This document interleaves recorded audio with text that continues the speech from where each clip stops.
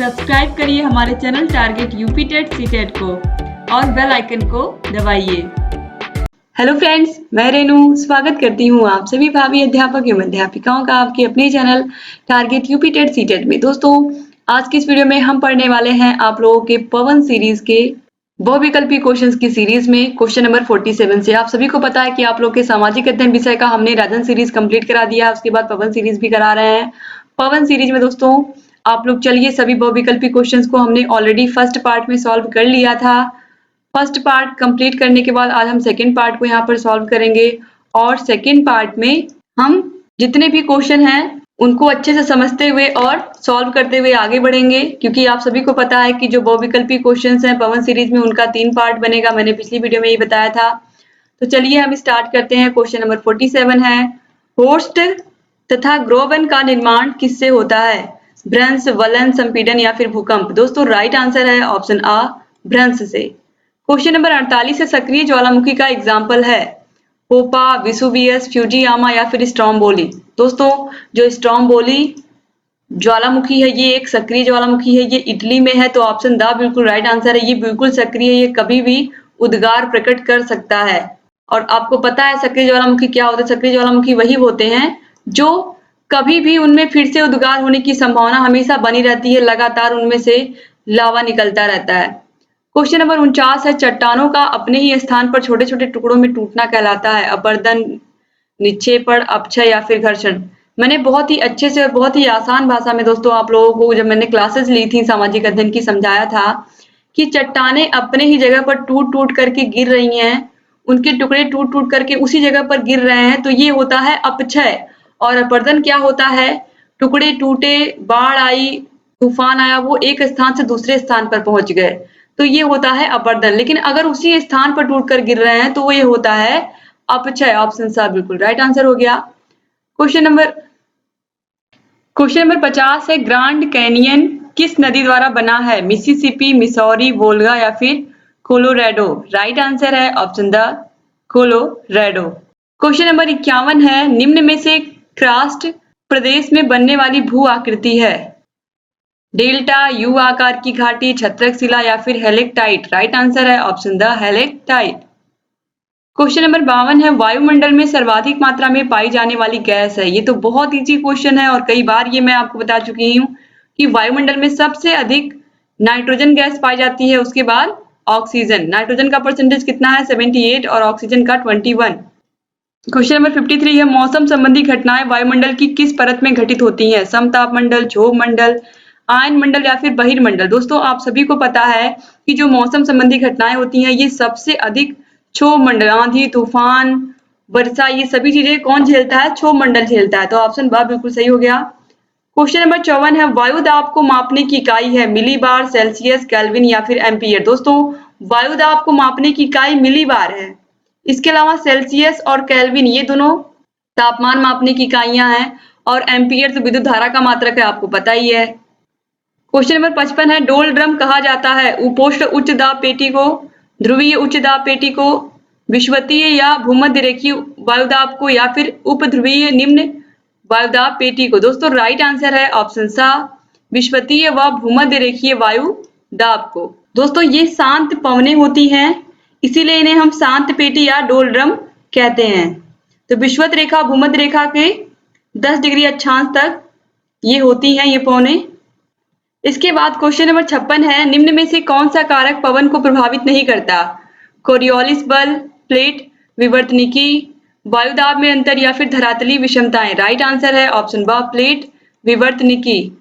Question number 57 है, गरजता चालिसा किस पवन को कहा जाता है? बहुत ही इंपॉर्टेंट क्वेश्चन है। पछुआ पवन, ध्रुवीय पवन, व्यापारिक पवन या फिर जेट स्ट्रीम? राइट आंसर है ऑप्शन अ, पछुआ पवन। पछुआ पवन को क्या कहते हैं? हम गरजता चालिसा कहते हैं। क्वेश्चन नंबर 58 है, शीतोष्ण कटिबंध चक्रवातों की उत्पत्ति होती है?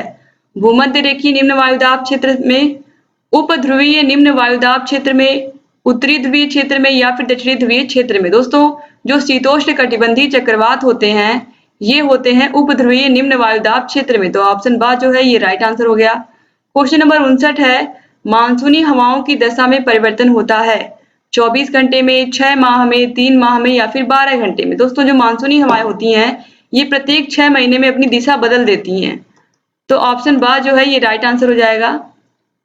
क्वेश्चन नंबर 60 है, जल की अधिकता के कारण पृथ्वी को कहा जाता है blue planet, green planet, red planet या फिर व्हाइट प्लेनेट। आप सभी को पता है कि अंतरिक्ष से देखने पर हमारी पृथ्वी नीली दिखाई देती है। तो क्यों दिखाई देती है? क्योंकि यहाँ पर जल की अधिकता है, तो इसीलिए हमारी पृथ्वी को क्या कहते हैं? ब्लू प्लेनेट कहते हैं।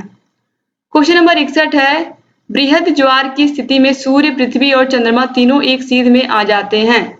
केवल पूर्णिमा के दिन, केवल अमावस्या के दिन, पूर्णिमा तथा अमावस्या के दिन या फिर कृष्ण पक्ष की सप्तमी अष्टमी के दिन। दोस्तों, बृहद ज्वार की स्थिति में सूर्य, पृथ्वी और चंद्रमा एक सीध में आते हैं। जब सूर्य, पृथ्वी और चंद्रमा एक सीध में आते हैं तीनों, तो या तो सूर्य ग्रहण होता है या तो चंद्र ग्रहण होता है। तो आप सभी को पता है कि चंद्र ग्रहण पूर्णिमा के दिन होता है और सूर्य ग्रहण अमावस्या के दिन होता है। तो इसीलिए ऑप्शन सा जो है ये राइट आंसर हो जाएगा। क्वेश्चन नंबर 62 है, लेब्राडोर की ठंडी घास गल्फ स्ट्रीम की गर्म धारा से मिलती है। मेक्सिको की खाड़ी के पास, ग्रांड बैंक के पूर्व से गुजरने के बाद, उत्तरी हिंद महासागर के पास या फिर दक्षिणी प्रशांत महासागर के पास। राइट आंसर है ऑप्शन ब, ग्रांड बैंक के पूर्व से गुजरने के बाद। क्वेश्चन नंबर 63 है, गर्म तथा ठंडी जल धाराओं के मिलने के स्थान पर उत्पन्न होती हैं। प्लेक्टन धारा, सारगैसम धारा, जलकुंभी या फिर गाजर घास। राइट आंसर है ऑप्शन आ, प्लेक्टन धारा। यानी कि गर्म तथा ठंडी जल धाराओं के मिलने के स्थान को हम प्लेक्टन धारा कहते हैं। बहुत ही इंपॉर्टेंट क्वेश्चन है। क्वेश्चन नंबर 64 है, भारत का गणतंत्र दिवस है। गणतंत्र दिवस हम कब मनाते हैं? 26 जनवरी को मनाते हैं, रिपब्लिक डे आप सभी को पता है। क्वेश्चन नंबर 65 है, संविधान सभा के अस्थायी अध्यक्ष कौन थे? डॉक्टर राजेंद्र प्रसाद, सच्चिदानंद सिन्हा, डॉक्टर भीमराव अंबेडकर या फिर इनमें से कोई नहीं। संविधान सभा के अस्थायी अध्यक्ष थे डॉक्टर राजेंद्र प्रसाद। और अस्थायी अध्यक्ष कौन थे? अस्थायी अध्यक्ष थे सच्चिदानंद सिन्हा। याद रखिएगा दोस्तों आप लोग। क्वेश्चन नंबर 66 है, भारतीय नागरिकों को कितने मूल अधिकार प्राप्त हैं? आप सभी को पता है कि हमें 6 मूल अधिकार प्राप्त हैं। ऑप्शन सा बिल्कुल राइट आंसर है। पहले कितने थे? 7 थे। कौन सा निकाला गया? संपत्ति का अधिकार मूल अधिकार में से बाहर निकाल दिया गया, जो कि 44वां संविधान संशोधन था। क्वेश्चन नंबर 67 है, सूचना का अधिकार अधिनियम 2005 पारित हुआ 15 अप्रैल 2005 को, 15 जून 2005 को। दोस्तों आप याद रखिएगा कि जो संपत्ति का अधिकार है इसे 44वें संविधान संशोधन द्वारा मूल अधिकार में से हटा दिया गया है। क्वेश्चन नंबर 67 है, सूचना का अधिकार अधिनियम 2005 पारित हुआ 15 अप्रैल 2005 को, 15 जून 2005 को, 15 अगस्त 2005 को या फिर 15 सितंबर 2000। दोस्तों राइट आंसर है ऑप्शन बा, 15 जून 2005 को ये अधिनियम पारित हुआ। क्वेश्चन नंबर 68 है, सूफी संप्रदाय के धर्म उपदेशक कहलाते थे सूफी, जर्राह, पीर या फिर खानसामा। सूफी संप्रदाय के जो धर्म उपदेशक होते थे वो पीर कहलाते थे। तो ऑप्शन सा बिल्कुल सही है। क्वेश्चन नंबर 69 है, जर्राह कहलाते थे सूफी संत, धर्म उपदेशक, मौलवी या फिर शल्य चिकित्सक। दोस्तों जो जर्राह होते थे वो शल्य चिकित्सक होते थे। तो ऑप्शन द बिल्कुल राइट आंसर हो गया।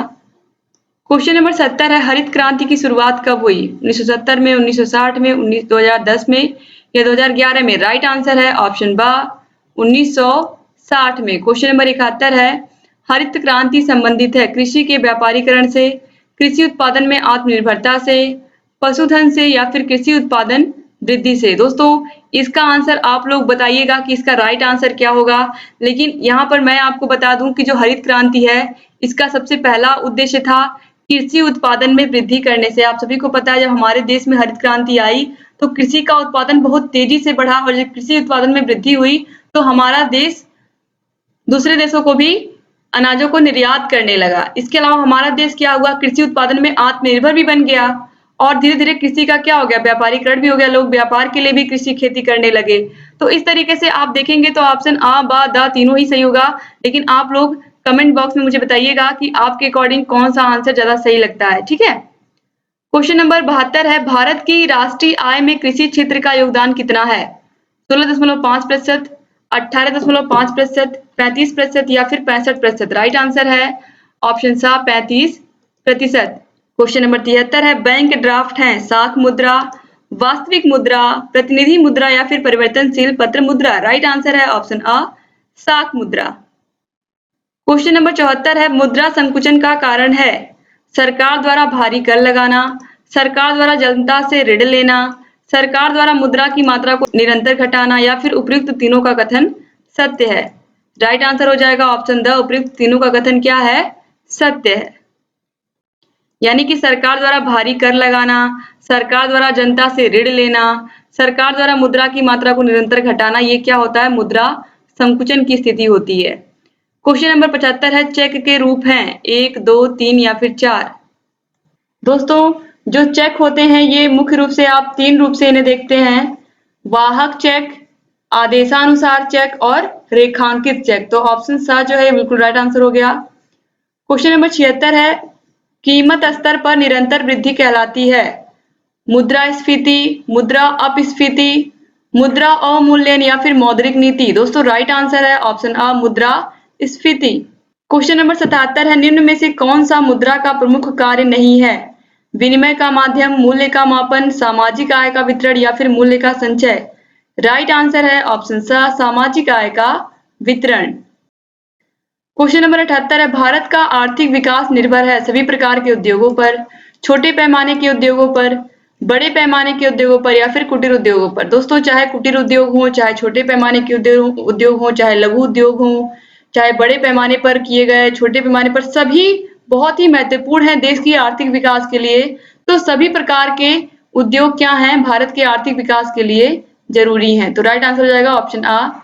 क्वेश्चन नंबर 79 है, औद्योगिक विकास होने से बेरोजगारी बढ़ती है, प्रति व्यक्ति आय घटती है, प्रति व्यक्ति आय बढ़ती है या फिर कुछ नहीं कहा जा सकता। दोस्तों जब देश का औद्योगिक विकास होता है, देश में उद्योग धंधे होते हैं, सभी लोगों को रोजगार मिलता है, तो प्रति व्यक्ति आय बढ़ती है। तो ऑप्शन सा जो है ये बिल्कुल सही है। क्वेश्चन नंबर 80 है, सूत कातना उद्योग है कुटीर उद्योग, रसायन उद्योग, आधारभूत उद्योग या फिर लघु उद्योग। सूत कातना दोस्तों ये है कुटीर उद्योग, ऑप्शन आ बिल्कुल सही है। ये क्वेश्चन आपने राजन सीरीज में भी देखा था। क्वेश्चन नंबर 81 है और ये बहुत ही महत्वपूर्ण क्वेश्चन है, आप ध्यान से इसको देखिएगा। चोल काल में निर्मित सर्वोत्कृष्ट प्रतिमा है विष्णु की, नटराज की, भगवान वेंकटेश्वर की या फिर भगवान बुद्ध की। दोस्तों राइट आंसर है ऑप्शन बा, नटराज की। चोल काल में निर्मित ये जो नटराज की मूर्ति है ये बहुत ही सुंदर है, इसीलिए सबसे उत्कृष्ट रचना कही गई है, सबसे उत्कृष्ट प्रतिमा कही गई है। तो याद रखिएगा आप, चोल काल में निर्मित थी और 2015 में आप देखिए पूछा गया है। क्वेश्चन नंबर 82 है, वह सुल्तान जिसने कारखानों को इक्ता नाम दिया, फिरोज तुगलक, इल्तुतमिश, बलबन या फिर मोहम्मद बिन तुगलक। राइट आंसर है ऑप्शन बा, इल्तुतमिश। क्वेश्चन नंबर 83 है, अढ़ाई दिन का झोपड़ा स्थित है दिल्ली में, लाहौर में, अजमेर में या फिर काबुल में। दोस्तों अढ़ाई दिन का झोपड़ा निर्मित है अजमेर में। क्वेश्चन नंबर 84 है, हिजरी संवत चलाया गया बाबर द्वारा, हुमायूं द्वारा, अकबर द्वारा या फिर शाहजहां द्वारा। हिजरी संवत चलाया गया था अकबर द्वारा, ऑप्शन सा बिल्कुल राइट आंसर है। और अकबर क्या था, एक मुगल शासक था। क्वेश्चन नंबर 85 है, खानवा युद्ध के लिए प्रसिद्ध क्षेत्र स्थित है दिल्ली में, आगरा में, सोनीपत में या फिर फतेहपुर सीकरी में। दोस्तों फतेहपुर सीकरी कहाँ है, आगरा में है और आगरा में ही खानवा का युद्ध लड़ा गया था। तो ऑप्शन द बिल्कुल राइट आंसर है। क्वेश्चन नंबर 86 है, मराठों की स्वतंत्रता के युद्ध का नेतृत्व किया दुर्गादास ने, अहिल्याबाई ने, ताराबाई ने या फिर जीजाबाई ने। राइट आंसर है ऑप्शन सा, ताराबाई ने। क्वेश्चन नंबर 87 है, लोकसभा में राष्ट्रपति द्वारा आंग्ल इंडियन सदस्यों को मनोनीत करने की संख्या है 2, 4, 5 या फिर 12। दोस्तों राइट आंसर है ऑप्शन आ, 2 एंग्लो इंडियन को लोकसभा में राष्ट्रपति मनोनीत कर सकते हैं। क्वेश्चन नंबर 88 है, सर्वोच्च न्यायालय को अपने फैसलों को बदलने का अधिकार है, बदलने का अधिकार नहीं है, बदलने का अधिकार केवल मुख्य न्यायाधीश को या बदलने का अधिकार केवल न्याय मंत्रालय को। दोस्तों मैंने आपको समझाया है कि सर्वोच्च न्यायालय अपने फैसलों को बदल भी सकती है, इसीलिए अगर सर्वोच्च न्यायालय कोई फैसला देती है तो उस पर आप पुनर्विचार याचिका भी दायर कर सकते हैं अगर आप उस फैसले से संतुष्ट नहीं है। तो ऑप्शन आ बिल्कुल राइट आंसर है।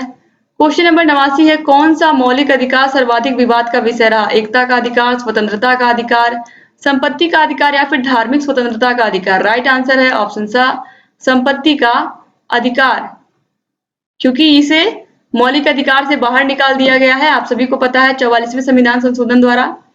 क्वेश्चन नंबर 90 है, वह बजट जिसमें आय व्यय बराबर होता है, जीरो आधारित बजट, संतुलित बजट, घाटे के बजट या फिर बचत बजट। राइट आंसर है ऑप्शन बा, संतुलित बजट। क्वेश्चन नंबर 91 है, दामोदर घाटी योजना से संबंधित है पश्चिम बंगाल, बिहार तथा पश्चिम बंगाल, असम या फिर बिहार। राइट आंसर है ऑप्शन ब, बिहार तथा पश्चिम बंगाल। क्वेश्चन नंबर 92 है, 6 महीनों की रात और 6 महीने का दिन कहाँ होता है? आप सभी लोगों को पता है कि उत्तरी ध्रुव और दक्षिणी ध्रुव पर 6 महीने का दिन और 6 महीने की रात होती है। तो ऑप्शन 7 जो है ये बिल्कुल सही है, यानी कि 6 महीने तक सूर्य का प्रकाश वहां पर नहीं पहुंचता। जब नहीं पहुंचता है तो रात होती है, और जब पहुंचता है तो फिर पूरा दिन ही दिन रहता है। क्वेश्चन नंबर 93 है, 3 ओर से घिरा पृथ्वी का भाग कहलाता है पठार, सिंधु पंख, महासागर धारा या फिर प्रायद्वीप। राइट आंसर है दोस्तों ऑप्शन द, 3 ओर से जल से घिरा हुआ भाग क्या कहलाता है? प्रायद्वीप कहलाता है। तो आप याद रखिएगा, ये क्वेश्चन इसी तरीके से होना चाहिए कि पृथ्वी का वह भाग जो 3 तरफ से जल से घिरा होता है वो उसे हम कहते हैं प्रायद्वीप। क्वेश्चन नंबर 94 है, मूंगफली की खेती के लिए उपयुक्त मिट्टी है काली मिट्टी, लाल मिट्टी, लेटेराइट मिट्टी या फिर चिकनी मिट्टी। दोस्तों मैंने ये क्वेश्चन आप लोगों से राजन सीरीज में भी पूछा था और वहां पर भी मैंने आपको बताया था, मूंगफली की खेती के लिए या तो दोमट मिट्टी या तो बलुई मिट्टी बहुत अच्छी मानी जाती है, क्योंकि बलुई मिट्टी में क्या होता है, जो पानी होता है वो ठहरता नहीं है, वो निकल जाता है। तो राइट आंसर दोस्तों यहाँ पर मेरे अकॉर्डिंग तो चाहे बलुई मिट्टी या फिर दोमट मिट्टी ही होगा, लेकिन ऑप्शन में नहीं दिया है, तो अब यहाँ पर हम गलत ऑप्शन तो आपको बता नहीं सकते हैं। तो इसलिए दोस्तों आप याद रखिएगा। क्वेश्चन नंबर 95 है, सर्वाधिक लवणता वाला सागर है यहाँ पर होना चाहिए। सर्वाधिक लवणता यानी कि सबसे अधिक क्षारीय पानी किसका है, या सबसे अधिक खारा पानी किस महासागर का है या किस सागर का है? कैस्पियन सागर, लाल सागर, मृत सागर या फिर भूमध्य सागर। सर्वाधिक लवणता वाला पानी या सर्वाधिक खारा पानी है मृत सागर का। ऑप्शन 7 बिल्कुल राइट आंसर है, और ये 2016 में पूछा गया है। ये क्वेश्चन आपने राजन सीरीज में भी किया था। क्वेश्चन नंबर 96 है, अजमेर में किस सूफी संत की दरगाह है? ख्वाजा निजामुद्दीन औलिया, ख्वाजा मोइनुद्दीन चिश्ती, कुतुबुद्दीन बख्तियार काफी या फिर ख्वाजा सलीम चिश्ती। राइट आंसर है ऑप्शन ब, ख्वाजा मोइनुद्दीन चिश्ती की दरगाह है कहाँ? अजमेर में। तो ये दोस्तों आपके जितने भी क्वेश्चन थे पार्ट सेकेंड में वो भी हमने कंप्लीट किया। इसके बाद हम लास्ट पार्ट देखेंगे इसका पवन सीरीज का, और उम्मीद करती हूँ वीडियो आपको अच्छा लगा होगा। अगर वीडियो अच्छा लगा तो प्लीज वीडियो को लाइक करना बिल्कुल मत भूलिएगा।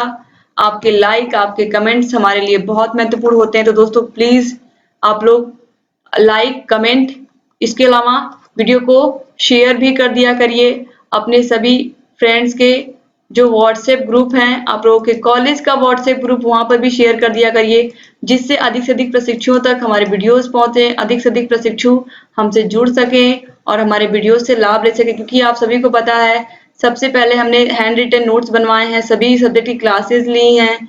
क्लासेस लेने के बाद हमने सभी सब्जेक्ट के इम्पोर्टेंट टॉपिक्स के क्वेश्चंस कराए हैं। उसके बाद हमने फिर सभी विषयों के राजन सीरीज और पवन सीरीज तो लगातार हम कंटिन्यू आपको पढ़ा ही रहे हैं। तो इस तरीके से हमने पूरी कोशिश की है कि आपकी हम बेहतर से बेहतर तैयारी करा पाए, जिससे आप एग्जाम में बेहतर स्कोर कर सके। तो दोस्तों आप लोगों को अच्छे नंबर लाने हैं और सही सही चीजें जाननी है तो आपको हमारे चैनल को जरूर सब्सक्राइब करना होगा। प्लीज चैनल को सब्सक्राइब करिए और बगल में आपको एक घंटी का निशान दिख रहा होगा, उसको भी प्रेस कर दीजिए, ताकि हम जो भी नई वीडियोस बनाते हैं उसका नोटिफिकेशन आप लोग के पास समय से पहुंचे और आप लगातार हमारे सभी वीडियोस को ऐसे ही देखते रहें। तो एक बार फिर से आप सभी का बहुत बहुत धन्यवाद। उम्मीद करती हूँ कि आज का वीडियो भी आपके काम का रहा होगा और आपको अच्छा लगा होगा, और आपको सभी विषयों के प्लेलिस्ट की लिंक इस वीडियो के नीचे डिस्क्रिप्शन बॉक्स में मिल जाएगी।